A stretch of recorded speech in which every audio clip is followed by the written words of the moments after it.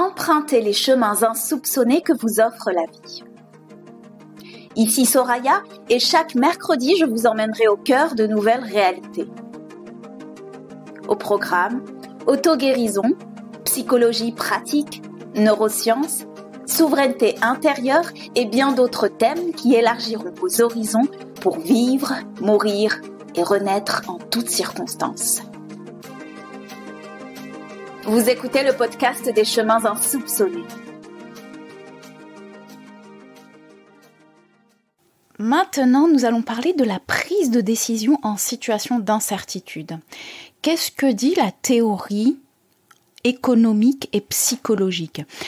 Alors en général, la théorie s'est intéressée à ça, les disciplines qui se sont intéressées à la prise de décision, en particulier en situation d'incertitude, bien c'est véritablement les théories économiques, plus particulièrement de management et de finance.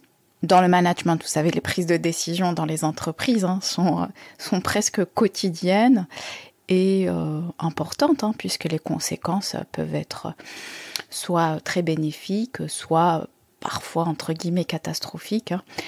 Et dans le monde de la finance, c'est-à-dire sur la bourse, dans la bourse et dans le système financier en général, qui est par définition un environnement incertain, où les acteurs, chacun des acteurs est amené à prendre des décisions sur les marchés financiers, etc. Ça, c'était au début.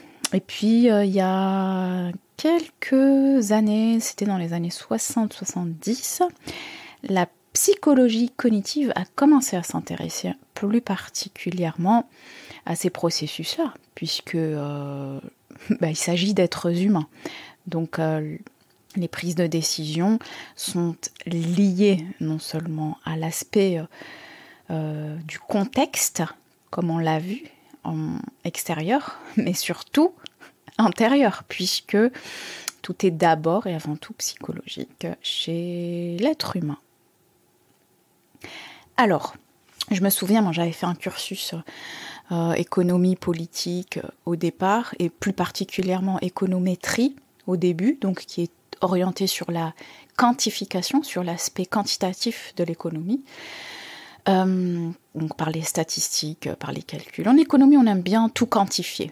Comme ce monde est devenu un monde économique à dominante économique, alors la vision, la psychologie humaine, étant donné qu'elle est influencée par l'environnement dans lequel elle baigne et qu'elle ne se connaît pas, devient forcément une mentalité, un état d'esprit absorbé par les calculs et donc l'économie, les calculs, une vision rationnelle, comme on peut dire. Et malheureusement, ça touche tous les aspects de l'être humain, parce que la rationalité n'est pas mauvaise en soi, mais l'appliquer à tous les secteurs de la vie, jusqu'à ce que ça devienne une partie intégrante du processus de comportement, du comportement humain, c'est là où cela devient un danger de déshumanisation, parce que nous ne sommes pas des êtres uniquement rationnels. Et quand nous poussons un processus ou un outil à son extrême en négligeant le reste, alors forcément des déséquilibres s'installent, au niveau individuel, tout comme au niveau collectif. Maintenant, dans les théories économiques, ce qu'on fait au départ, et vous allez voir qu'on le retrouve aussi chez certaines personnes, peut-être chez vous aussi, pour prendre une décision, on évalue le pour et le contre de chaque action. Alors ça a été théorisé, ça s'appelle la théorie normative de la prise de décision. La théorie normative de la prise de décision. Tout simplement, on évalue le pour et le contre de chaque action. Imaginons, je ne sais pas moi, vous décidez de déménager, de vous installer à un endroit en particulier. Parce que vous sentez que vous n'êtes plus en adéquation avec l'environnement dans lequel vous vivez et que, je ne sais pas moi, vous pouvez vouloir vous rapprocher d'un élément naturel qui est important pour vous. Exemple, la mer. Exemple, la montagne. Donc, première tentative de prise de décision en amont, c'est que donc, les personnes qui ont ce comportement rationnel, au départ, je dis bien au départ, vont évaluer dans leur processus de décision, donc dans l'identification de la prise de conscience. Vous vous souvenez, je vous en ai parlé au début dans les étapes de la prise de décision. Quand ils vont identifier à quel niveau se trouve leur prise de conscience, ils ne vont pas l'identifier au niveau de l'intuition, du cœur. Non, ils vont l'identifier au niveau du mental, du calcul rationnel. Il faut avoir la tête froide pour prendre une décision. Donc, ils vont faire peut-être une liste du pour et des contre, avec ce qu'on appelle en économie des probabilités et l'utilité. Bon, probabilité, ce n'est pas en économie, mais la probabilité d'obtenir tel résultat. Et ce qu'on appelle l'utilité en économie, c'est tout simplement une échelle de valeur. Une utilité, c'est la valeur qu'on octroie à un objet. Par exemple, sur 10, j'ai une utilité de 9 pour la mer, pour l'élément mer. Donc ma préférence est calculée selon un terme qu'on appelle utilité. Donc voilà, on va évaluer les probabilités de trouver, je sais pas moi, un terrain, une maison à tel endroit, et puis la préférence que j'ai. Est-ce que c'est Méditerranée, sud de la France, au niveau de l'océan, au nord, au sud, carrément dans un autre pays? Pourquoi dans un autre pays? On va voir est-ce que la langue va être un facteur d'influence ou non, etc., etc. Donc on va faire une liste comme ça, assez froide, des pour et des contre. Il y a différents contextes d'incertitude. Vous voyez, il y a... en économie, donc selon cette théorie, il y en a 3, mais là je vais en prendre 2, vous allez les reconnaître. Un premier contexte d'incertitude, c'est le manque de connaissances sur un modèle ou un paramètre. Exemple, si on prend notre exemple sur, si vous voulez... on va prendre un autre exemple, tiens. On va prendre l'exemple d'un changement professionnel. Voilà, une personne qui veut changer de secteur, carrément, de secteur d'activité, tout. Ce qu'on appelle une reconversion. Voilà, qui veut changer. Et donc, un des facteurs d'incertitude qu'elle rencontrera, qui vont générer peut-être un certain sentiment, une certaine peur, une certaine émotion, donc qui va influencer son processus de décision, ça va être son manque de connaissances, par exemple, sur un métier. Sur les débouchés d'une formation, sur le secteur en lui-même, la manière de fonctionner, sur les compétences requises. Donc ça peut être une incertitude. Un manque de connaissances, est-ce que si je m'oriente vers cette formation, je prends vraiment un exemple très terre à terre, est-ce que cette formation ou bien ce cursus m'orientera sur un réel métier, un réel travail? Est-ce qu'il y a une réelle offre? Est-ce que j'aurai le choix? Est-ce que les conditions sont celles que je veux? Etc. etc. Donc il y a ce genre d'incertitude et le manque de certitude sur l'objectif. Ça, c'est un deuxième contexte d'incertitude qu'on retrouve en théorie économique. C'est le manque de certitude sur l'objectif en lui-même. Est-ce que l'objectif que je me donne est réellement celui que je veux, est réellement celui que je désire, est réellement celui dont j'ai besoin? Donc vous voyez, il y a une incertitude qui est liée à la personne en elle-même, donc c'est une incertitude, je pourrais appeler interne, inhérente à la personne. Est-ce que l'objectif que je me fixe est réellement celui que je veux atteindre?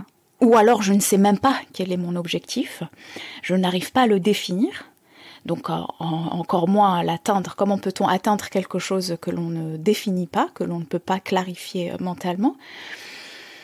Et il y a l'incertitude liée au contexte extérieur. On l'a vu tout à l'heure par rapport aux facteurs d'influence de prise des décisions. Dans ce contexte d'incertitude, On peut aussi avoir, vous allez voir, des résultats connus, mais avec une probabilité d'y arriver qui est inconnue. Imaginons, je veux atteindre... Qu'est-ce qu'on peut prendre? Qu'est-ce qu'on pourrait prendre comme résultat? Un résultat sportif. Bah tiens, imaginons, je veux atteindre tel temps sur un 400 mètres en athlétisme. Je veux atteindre tel temps, je veux battre tel record, imaginons. Mais je ne sais pas si j'y arriverai. La probabilité d'y arriver est inconnue. Je n'en ai aucune idée. Donc, un deuxième type d'incertitude, c'est les résultats futurs qui sont inconnus. Ça, on l'a vu tout à l'heure. Donc, c'est lié au manque de connaissance du paramètre. Là, c'est typiquement, je sais pas moi, un métier, un travail, formation, etc. Un travail. Je n'en ai aucune idée. Ou alors, si on est entrepreneur, on met en place des actions, donc on a défini nos objectifs, notre stratégie, etc., notre vision, on met en place des actions, mais les résultats futurs sont inconnus. Ça, c'est un contexte d'incertitude. Si je réajuste certaines de mes actions, si même je réajuste l'objectif, eh bien, comment je vais le faire? Comment je vais prendre la décision? Sur quoi je me base? Puisque les résultats futurs sont inconnus pour mon entreprise. Je ne sais pas si, entre guillemets, c'est une bonne ou mauvaise décision que je prends. Une des réponses qui est donnée en psychologie cognitive, c'est que nous sommes des êtres humains. Et il y a un auteur qui s'appelle Simon, qui est psychologue donc cognitif, et qui a mis en place, qui a développé ce qu'on appelle la rationalité procédurale, qui a mis en lumière plutôt la rationalité procédurale. La rationalité procédurale, ça veut dire que la rationalité procédurale, c'est une solution raisonnable qui atteint un certain seuil de satisfaction. Finalement, les personnes dites, que l'on croit, rationnelles, elles vont viser par rapport à une multitude de choix, face à une multitude de probabilités, d'utilité et de choix, donc dans les actions, elles vont choisir la solution la plus raisonnable, entre guillemets, reste à définir ce que c'est que la situation raisonnable, qui atteint un certain seuil de satisfaction. Ok, bon, ça c'est pas l'optimum que je voudrais, c'est pas l'idéal que je voudrais, mais je pourrais me satisfaire de ce résultat-là, sachant que cette solution est la plus raisonnable et peut-être la plus atteignable du coup. Donc je me contente de viser pas trop haut, entre guillemets, de ne pas prendre peut-être trop de risques, donc je vais être dans la solution raisonnable. Ça c'est ce qu'on croyait avant en théorie économique, et moi ça m'avait toujours marqué dans les cours. Je me souviens en finance, on faisait croire que le trader de base, celui qui va prendre des décisions sur le marché financier hyper rationnel, froid, donc il va prendre des décisions en fonction de toutes les études en mathématiques qu'il a faites, les calculs, etc., etc. Bref, je me suis rendu compte que tout était faux. Tout était faux et on s'en est rendu compte en fait, en économie. C'est toujours étudié, cette rationalité procédurale, c'est toujours étudié. On fait comme si l'être humain était rationnel par définition, alors que ce qui régit les prises de décision sur les marchés financiers est principalement l'émotion. Donc imaginez, ces personnes-là qui ont fait des études, qui sont bien habillées, qui ont l'air sérieux, de bonnes personnes, raisonnables, avec une tête bien faite, et qui ont étudié quand même les théories mathématiques, probabilistiques, statistiques, etc., quantitatives en général, qui connaissent le fonctionnement des marchés financiers, et finalement, ils arrivent sur les marchés, ils prennent des décisions émotionnelles. Donc, ils sont renvoyés à leur état d'être humain, de base, et aux lacunes, entre guillemets, aux lacunes de la connaissance de soi. On aura beau étudier tous les sujets du monde extérieur, que ce soit en tant que scientifique ou autre, mais finalement, la vision subjective l'emporte toujours parce que nous sommes des êtres humains. Ce que nous projetons à l'extérieur n'est rien d'autre que nos perceptions intérieures. Et plus nos perceptions intérieures, la manière dont on perçoit le monde et notre fonctionnement psychologique n'est pas connu et inconscient et régi par un système inconscient, c'est que dans des situations justement inconnues, incertaines, inconfortables, hop, il y a cette irrationalité, si je puis dire, qui ressort et qui prévaut sur tout le reste et qui donc nous amène à pas forcément prendre les décisions les plus convenables, pour que ce soit sur les marchés financiers ou ailleurs, dans la vie en général. Ça, c'est dans la théorie. Enfin, on s'est rendu compte que, au fait, non, ce qui régit les décisions n'est pas forcément la rationalité, le bon petit, j'allais dire français moyen, qui va calculer le pour et le contre, qui va faire des recherches, etc. Au final, moi, je dirais pas forcément émotionnellement. Puisque la théorie le précise émotionnellement parce qu'elle regroupe dans l'émotion tout ce qui est instinct, intuition, cœur. En gros, il y a une séparation entre le système rationnel et le système intuitif, au même titre que les deux hémisphères, par exemple, du cerveau. C'est assez caricaturé, c'est simpliste, mais ça permet la compréhension. Ça permet du moins de discriminer les deux, de comprendre que l'un est séparé de l'autre, que les deux circuits sont séparés l'un de l'autre.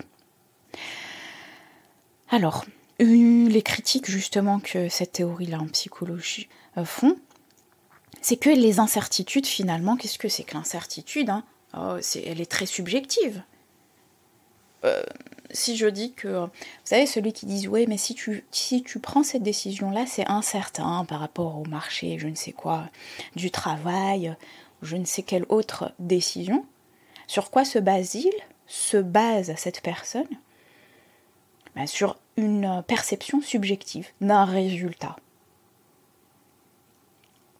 Il y a aussi un autre facteur important de critique sur ces théories-là, c'est que la croyance, il y a un effet de la croyance du facteur chance. Il y a des personnes qui vont prendre des décisions rationnelles, émotionnelles, enfin une combinaison des deux,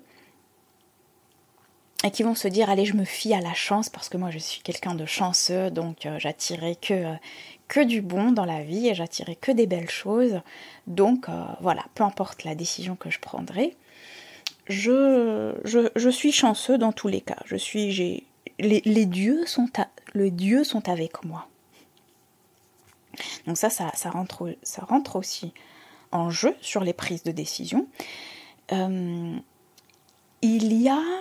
Alors ça rentre aussi je vous en ai parlé tout à l'heure, par rapport à la connaissance de soi et la confiance. Vous vous souvenez quand je vous avais parlé de la notion de risque, dans la peur de se tromper, dans la notion du risque et de la peur de se tromper, derrière se cache la confiance en soi. Si je n'ai pas peur de me tromper, c'est que forcément j'ai confiance en mes ressources intérieures. Justement, une des critiques de ce modèle-là pourrait être le degré de croyance par rapport à son habilité propre plutôt qu'à la chance. Je vous avais parlé de se faire confiance, ses ressources intérieures, mais aussi faire confiance à la vie en général, c'est-à-dire aux différentes forces qui nous dépassent. Et nous sommes soumis tous à des forces extérieures, mais aussi intérieures.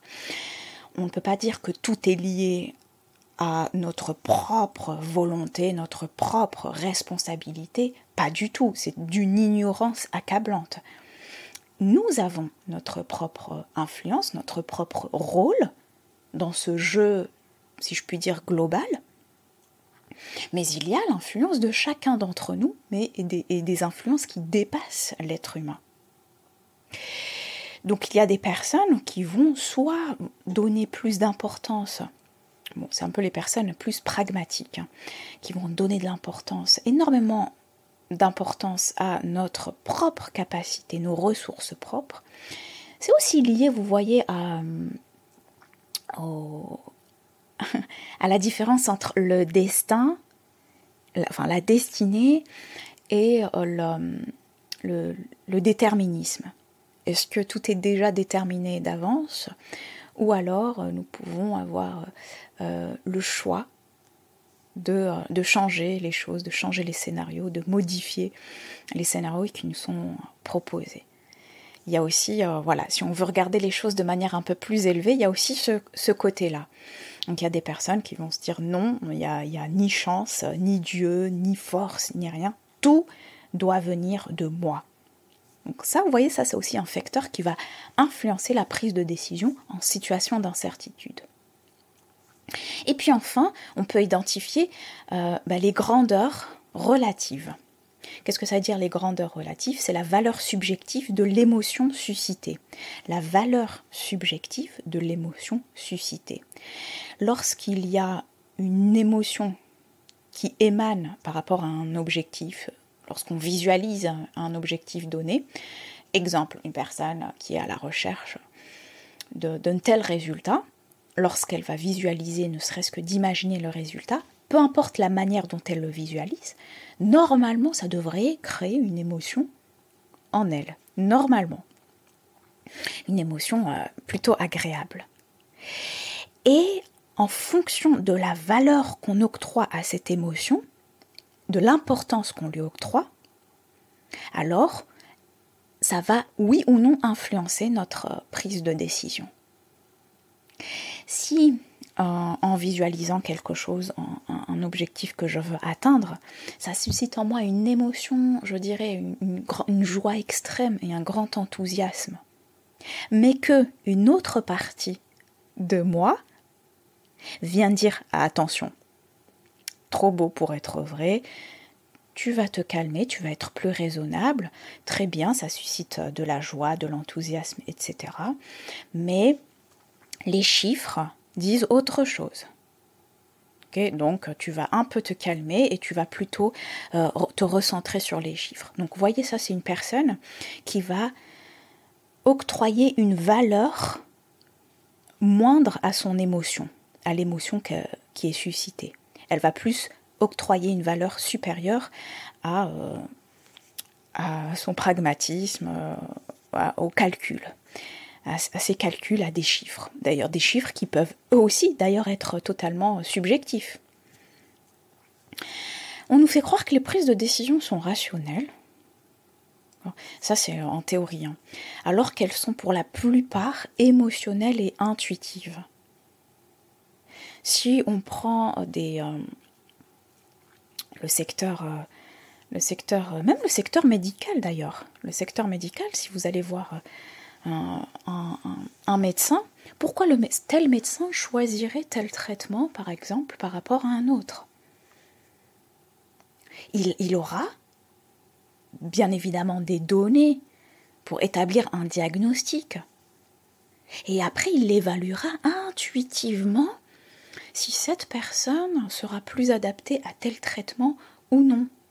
Bon, je parle des traitements basiques, je ne parle pas véritablement des traitements thérapeutiques où en général on demande le consentement de la personne, surtout pour des traitements qui sont testés, qui sont en période de test. On demande le consentement pour bien évidemment déresponsabiliser le secteur médical quant aux résultats qui peuvent être obtenus. Donc un médecin qui est censé être rationnel, je pense, et prend aussi des décisions intuitives quelque part. Il se base sur des chiffres, certes, mais au final, la décision, lorsque les chiffres ne sont pas, lorsque les chiffres ou le diagnostic n'a pas une frontière claire entre ce qui est bon ou non de choisir, lorsque par exemple il peut y avoir une frontière très limitée entre deux traitements, on va dire deux traitements qui auraient peut-être les mêmes résultats, On ne sait pas. Donc intuitivement, il va en choisir un ou l'autre. Bon, sauf s'il a d'autres intérêts économiques, ça c'est une autre histoire. En politique, pareil, les décisions parfois sont émotionnelles, intuitives. Je dirais même elles sont aussi liées à des penchants personnels, que ce soit la fierté, l'orgueil, à la domination, à la perception de soi, le rapport au pouvoir, etc. etc. Donc ce ne sont absolument pas des décisions rationnelles que l'on prend, et ça a mis du temps en théorie pour pouvoir prendre connaissance de ça, notamment dans le management et la finance. Il y a eu des psychologues notamment Kahneman, Kahneman, qui a mis en place, donc qui a mené des travaux fondamentaux dans la psychologie cognitive, notamment sur les prises de décision. Sa vision classique d'une décision purement rationnelle, elle a longtemps perduré, que ce soit en psychologie, en économie, notamment en management. Il a fallu attendre la naissance de ce qu'on appelle la neuroéconomie pour enfin s'imposer l'idée selon laquelle d'autres facteurs, dont les émotions, on en a parlé, jouent un rôle central dans la prise de décision. Donc la neuroéconomie, je ne connaissais pas le terme, et c'est tout simplement, enfin, j'adore le mélange, les résultats interdisciplinaires. Voilà, qui, en l'occurrence, la neuroéconomie, c'est une discipline qui mêle la psychologie, l'économie, mais aussi l'imagerie cérébrale. L'imagerie cérébrale, elle est née à la fin des années 90 aux États-Unis, comme d'habitude. Elle est apparue en France il n'y a pas si longtemps que ça, en 2005. Vraiment, c'est même pas hier, c'est tout à l'heure, à l'échelle de la connaissance de l'être humain, qu'on s'est rendu compte qu'effectivement, il y a également d'autres facteurs qui sont pris en considération dans la prise de décision. J'ai parlé de l'imagerie médicale cérébrale, tout simplement parce que les outils aujourd'hui permettent de percevoir, de voir quelles sont les zones cérébrales qui sont activées ou non lors d'une prise de décision. Et on va relier ça bien évidemment à l'émotion. Voilà, puisque la recherche fondamentale en neurosciences sert notamment dans le secteur thérapeutique, mais sert aussi et beaucoup dans le secteur politique, mais aussi commercial. Et c'est justement le sujet de notre dernière partie, la récupération mercantile du processus de décision.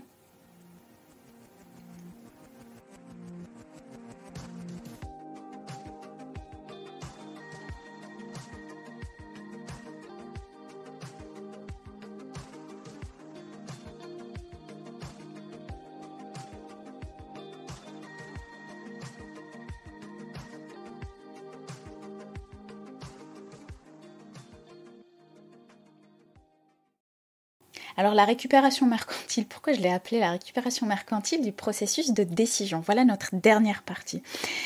Je l'ai constaté, on le constate tous, n'est-ce pas, dans les publicités qui commencent à se sophistiquer.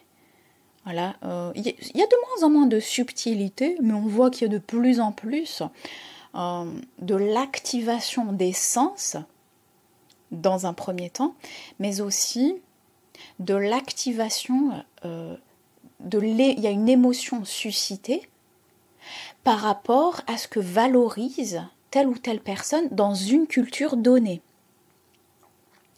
Si j'associe tout bêtement une voiture, donc l'image d'une voiture avec l'image d'enfants, donc en général il y a deux enfants avec en arrière-plan une maison, avec deux parents qui sourient, deux enfants qui ont l'air en pleine santé, deux parents qui sourient, des enfants qui rient aux éclats, qui courent, qui jouent, qui sont heureux, on va associer ces images-là, par association d'idées, qu'est-ce qui en émerge, donc culturellement, parce que ces associations ne vont pas forcément fonctionner de la même manière, n'auront pas forcément le même impact de la même manière sur une telle société que sur une autre. Donc elles vont fonctionner dans la société donnée, qui a un vecteur culturel très important par rapport au bonheur. Bonheur, donc déjà la notion de bonheur, recherche du bonheur égale famille heureuse, belle maison. Ah oui, il y a le chien aussi, j'ai oublié. Le ou les chiens, en général, il y en a un. Et voiture. Donc, intérieurement, pour pouvoir obtenir cela, il faut que tu achètes cette voiture pour pouvoir obtenir cette femme, cet homme, ces enfants, cette vie heureuse, ce bonheur. Association d'idées. Une autre association, le plaisir suscité. Ah oui, la déculpabilisation avec du Nutella. Faites-vous plaisir. Faites-vous plaisir, donc respectez-vous, faites-vous plaisir en absorbant du Nutella. C'est aussi une autre association d'idées. Il y a une émotion suscitée, un plaisir gustatif. Donc on utilise les sens. Là par contre, on utilise uniquement les sens. Mais aussi le côté déculpabilisation, peut-être en réponse au côté, je sais pas moi, moralisateur, comme on dit. Oh là là, moralisateur des nutritionnistes, ou même de la culture judéo-chrétienne, allez, si on veut aller un peu plus en profondeur derrière. Donc lâchons nos démons, laissons les démons se nourrir et nous nourrir, ça nous permet de vivre libre, en libérant les démons qu'il y a en nous. Voilà, voyez ce genre de récupération mercantile du processus de décision. Je pense que vous en avez tous conscience. Dans mes activités de conseillère en prise de décision, j'ai constaté que il y avait souvent, enfin toujours là c'est dans l'air du temps, en ce moment c'est dans l'air du temps, on va utiliser, donc dans le marketing, on va utiliser tout cela, en particulier dans la vente, le closing, le marketing, peu importe comment on le nomme, la communication éthique, bienveillante, authentique, etc. Derrière cela, il y a dans le processus de décision, on ne prend pas en compte, bien évidemment, les différentes caractéristiques des personnes. Les personnes, par exemple, qui ont besoin de prendre du temps pour prendre une décision. Ah non, c'est pas dans l'intérêt du marketeur. Et pourtant, ces personnes-là, même que ce soit des coachs ou autres, qui sont censés avoir étudié la psychologie humaine, et donc les différentes individualité et personnalité. Vous voyez, c'est là où le côté intuitif doit absolument intervenir, parce que vous aurez beau étudier des choses, vous former, vous certifier, vous surdiplômer, etc. Mais lorsque vous avez affaire à des êtres humains, si vous n'êtes pas une personne intuitive, alors vous ne guiderez pas, vous n'accompagnerez pas au mieux la personne qui vient vous faire confiance et qui vous demande de l'aide par rapport à une problématique qu'elle rencontre. Donc la connaissance, le savoir qu'on a acquis, disons l'information qu'on a pu acquérir, lorsqu'on ne la superpose pas à notre intuition, alors elle peut être soit, au meilleur des cas, obsolète, soit au pire des cas, peut-être même destructrice pour la personne. Elle peut même la ramener à renforcer des sentiments de culpabilité, de dévalorisation, etc. Ce qui est dans l'air du temps, c'est la liberté financière. Aujourd'hui, on recherche une manière autre, un autre rapport à nos ressources matérielles, entre autres financières, et donc on va appuyer cette émotion-là, cette recherche-là chez les personnes pour pouvoir vendre des formations, accompagner dans le coaching, mettre en place des outils de marketing qui vont vendre, en fait, qui vont vendre un besoin de changement et donc qui vont appuyer sur des mots tels que liberté financière, qui pour moi sont deux mots antinomiques, par exemple. On va d'un côté parler d'éthique, d'authenticité, de bienveillance, ça ce sont des mots à la mode, et de l'autre côté, pour prendre une décision, notamment dans un processus de vente, on a un intérêt commercial derrière et on va jouer, beaucoup vont jouer sur l'émotion, en général on va jouer sur l'émotion et notamment la visualisation sur justement l'émotion suscitée par rapport à l'atteinte d'un objectif, hein. C'est comme ça qu'on fait. À la base, ça fonctionne très bien,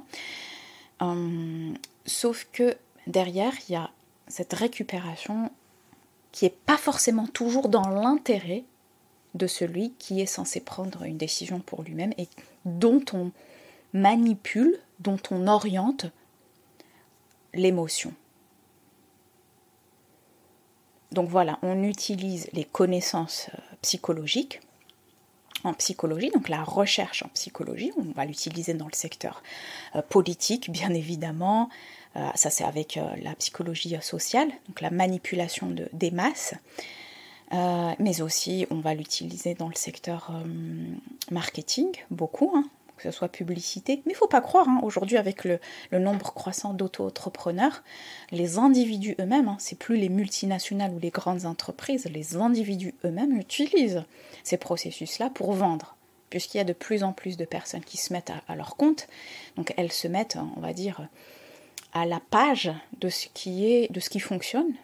Et ce qui fonctionne, beaucoup ne le savent pas, c'est issu des recherches en psychologie, tout simplement. Certains pensent qu'ils ont découvert la poudre en disant que tout processus d'achat émane d'une émotion, tout processus d'achat est émotionnel. Ça paraît, sont des personnes qui reprennent donc des stratégies marketing, mais qui à la base viennent de recherches réelles en psychologie, qui sont censées être appliquées en thérapie. C'est-à-dire pour aider les personnes, donc c'est plutôt la psychologie thérapeutique. On oriente. Donc c'est là que vous voyez à quel point une connaissance peut être utilisée pour la santé, l'amélioration de la personne, pour le bien-être, pour l'ouverture d'horizons, pour la guérison d'une personne. Mais on peut aussi utiliser exactement le même outil. Bon, je ne dirais pas pour la destruction de la personne, mais pour la manipulation de cette même personne pour des intérêts, pour atteindre des intérêts personnels de celui qui manipule, qui oriente dans une direction qui n'est pas forcément dans l'intérêt de celui qui est manipulé. Voilà. Le marketing, par exemple, utilise le sentiment d'urgence. Allez, il vous reste un seul jour, Black Friday. On connaît tous ça, en fait. On connaît tout ça, malheureusement, mais tout le monde rentre quand même dans le jeu. Certains vous diront « Ah, mais on connaît déjà ce truc, ça fonctionne plus. » Mais ça fonctionne toujours. Ça fonctionne toujours. Donc, le sentiment d'urgence associé au sentiment de perte. Si tu ne cliques pas sur l'offre aujourd'hui, qui se finit... En plus, vous avez un compte à rebours maintenant. Il y a des outils... Vous allez sur une offre, il y a des comptes à rebours, il te reste, 34 minutes. Si tu ne cliques pas aujourd'hui pour acheter ce produit qui changera ta vie, qui transformera ton existence, alors tu n'auras plus du tout accès à ce produit et donc tu ne pourras plus jamais changer ta vie. Si ça, ce n'est pas une récupération mercantile dans le processus de décision à des fins marketing, je ne sais pas ce que c'est. Et l'achat d'un produit et d'un service, excusez-moi, ça ne change pas la vie. Ça ne transforme absolument pas une vie. Voilà. Ça peut guider, ça peut orienter, ça peut ouvrir des horizons, ça peut soulager. Mais désolé, ça ne transforme pas, ça ne change pas une vie. On ne change pas une vie même avec le meilleur coach du monde. On réveille des potentiels. Il y a des prises de conscience, on travaille sur quelque chose, que ce soit douloureux ou pas. On acquiert plus d'argent dans une entreprise, si c'est par exemple du coaching professionnel, etc., avec une vision plus claire, des objectifs plus clairs, donc plus de clients, etc. Ça ne change pas une vie. Ça va changer peut-être une situation, mais pas une vie. D'où le temps à passer à se connaître. D'où l'intérêt de passer du temps à se connaître. D'observer, d'accueillir ce qu'on a enfoui en nous. Pourquoi est-ce que je suis attirée par telle ou telle chose ? Pourquoi est-ce que je suis plus susceptible de tomber entre guillemets dans une arnaque, ce qu'on appelle maintenant arnaque, dès que quelque chose ne nous plaît pas, qu'on n'a pas le résultat escompté et que le résultat escompté n'est pas à la hauteur de nos espérances, on va appeler ça une arnaque. Premièrement, on peut être insatisfait du résultat d'un produit ou d'un service, mais de là à appeler arnaque, il faut revoir un petit peu les bases des définitions. Maintenant, c'est vrai qu'il y a un surenchérissement sur les résultats escomptés, notamment dans le marketing digital, parce que ça joue sur l'espoir, ça joue sur les attentes, ça joue sur les manques, ça joue sur les désirs, ça joue sur un manque viscéral de connaissance de soi, et donc d'une recherche extérieure et presque d'une addiction à tout, que ce soit des livres, à des solutions extérieures qui vont, des méthodes, une méthodologie, des outils, toujours des méthodes, des outils, pour pouvoir atteindre ce qui est atteignable autrement. D'où l'intérêt à passer du temps à se connaître, à s'observer, à accueillir ce que l'on a enfoui, à le faire ressortir et l'observer. Parce que d'une manière ou d'une autre, soit la chose reviendra sans cesse vers vous. C'est comme ça que ça fonctionne. On reviendra sans cesse vers un manque, comme on appelle ça, une mémoire que l'on a enfouie, que l'on a refusé d'observer à bras le corps, prendre à bras le corps. Et donc, tant que nous ne sommes pas libérés de certaines mémoires, de certains processus, nous sommes amenés pas forcément prendre les meilleures décisions pour nous, et donc risquer de se faire très vite manipuler. Très vite manipuler parce que, vous l'avez vu, émotion, intuition, émotion, lorsque l'émotion de peur rentre en jeu et qu'elle est confondue avec l'intuition, cela risque véritablement de nous amener à des décisions qui ne sont pas forcément les meilleures pour nous.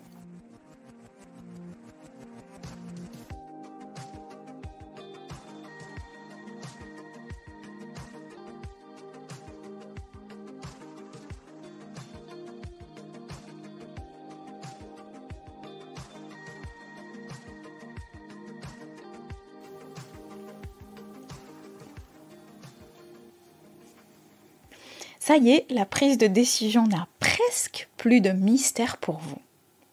Je l'espère en tout cas. On a vu les étapes de la prise de décision. D'accord ?